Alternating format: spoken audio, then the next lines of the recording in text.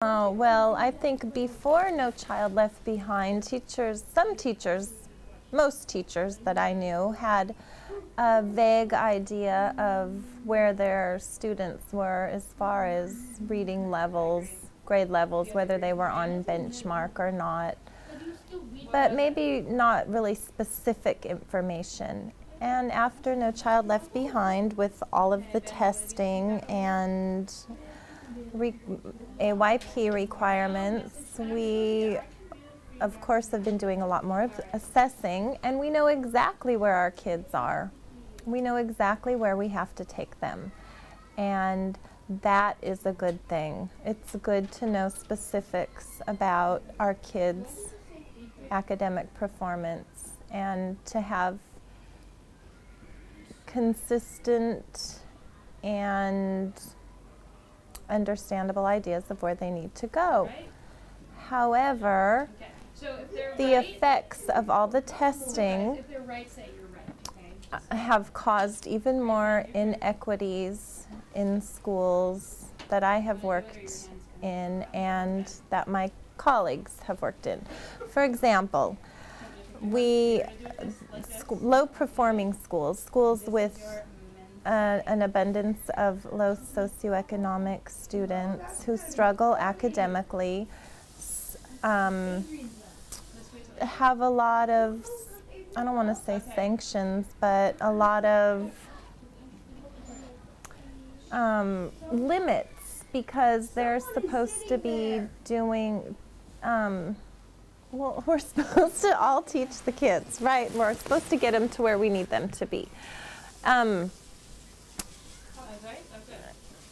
For example, today my son, who does not go to a struggling school, he's on a field trip today. He's at OMSI, he's visiting the planetarium, and they're talking about how the stars helped slaves in the Underground Railroad. The kids at my husband's school are not allowed to go on field trips because they're not making AYP. Their instruction has been focused on the skills it takes to pass the tests, the high-stakes tests that are in place because of No Child Left Behind. So I think in a lot of struggling schools, the curriculum has been so narrowed down that it has eliminated all of the enrichment in the school day. It's eliminated field trips, guest speakers, and all the real life experiences that are so important for learning.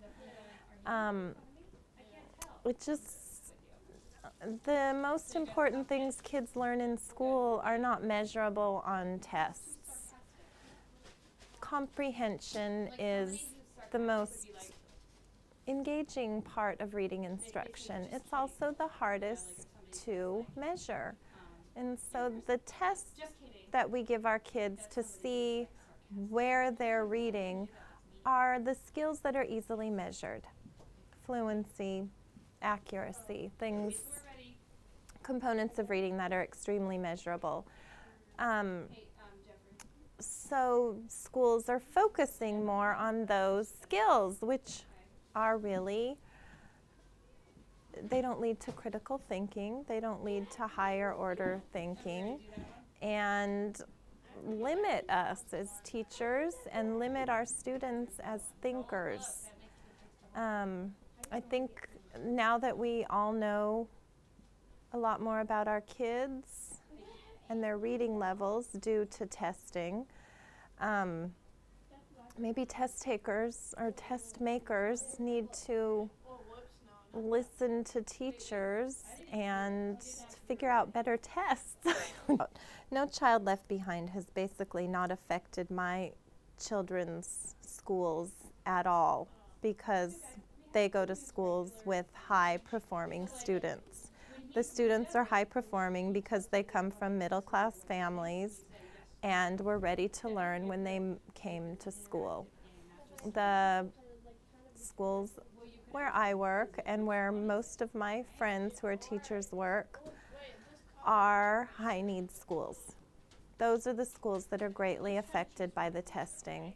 I don't know how many school days our students spend preparing for tests, taking tests during the year. Maybe, I don't know, maybe 5, 6 class periods each time they take the test. My kids don't spend that amount of time. My kids don't know their test scores. They're not affected at all by No Child Left Behind. But the kids in schools like Bridger are missing out on a lot of enrichment. And I'm not saying that enrichment is everything, but it all needs to work together. And I am saying that just because something is measured on a test does not make it the most important thing that we need to teach our children. Well, all I know is what goes on with me and my students every day. I have a glimpse of what the principal does. I have a glimpse of what the assistant principal does. I have no idea what all the people at the district office do. I have no idea how that affects me. I have no idea how that affects our children. I know there are people on the payroll that, for Portland Public Schools, that deal with advertising and all sorts of, I'm sure, important positions that don't have anything to do with the kids. Anything that doesn't touch the kids we don't need it. Maybe, I don't know. I hate to talk about anybody losing their jobs, but when I hear about Title I schools getting cut further, it makes me sick. We have huge class sizes as it is. We have,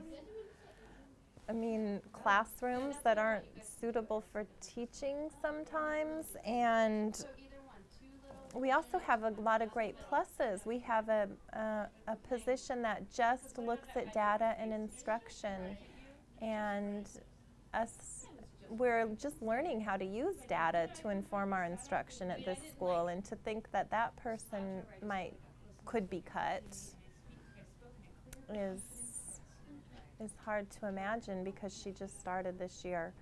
And the information we get from her and the support we get from her affects us directly, which trickles down to the kids. So any sort of extras at schools, I'm sure, like our school improvement specialists, might be looked at for cuts. I myself am a reading specialist. I serve children that are 2 years or more behind. I don't have a classroom, but without a position like mine, then classroom teachers would have to teach even more levels in their classrooms that they already have. So I can't imagine where they can make those cuts at this point in time. But hopefully it won't be with anything that's directly related to students and teachers. Regularly, I've been saying for years we need a revolution. And where it started for me was teachers for a long time have been taking more and more and more responsibilities, and we just take it, and we say we can do it, and we'll do our best, and we do. And nobody wants to stand up and say, wait a minute, this is a lot. We need something else. We need to work together. We need support. We need more planning time. We need more collaboration. But until, I guess, all of us stand up together and say that we really can't do this job the way it's given to us right now. And I say that right now, and I fear somebody will say, oh, well, she shouldn't have that job then. And I'm a good teacher. But all of us are like that. We all feel like, oh my gosh, this is so much. And I'm going to go and I'm going to do my best. But it really feels impossible sometimes. So I think a revolution would include all of us standing up together and saying, we can do this job, and we need planning time, collaboration, materials. Teachers have been saying this for forever, but the teachers aren't in charge of decisions that are made. Over and over and over, decisions are made by people that are not the teachers. No Child Left Behind came from the National Reading Panel. I think there was one teacher on that board, and I think she quit. So the decisions need to come from the teachers, people that are directly involved with the children. Mm-hmm. You know, there's a lot of negativity out there right now around teachers, and we're not working hard enough, and I just want to say that every teacher I know, and I know a lot, they're all working really hard and really smart, and we have a really hard job. But we all really want to keep working and keep doing the best we can for kids, and we want to be supported. We want to feel supported.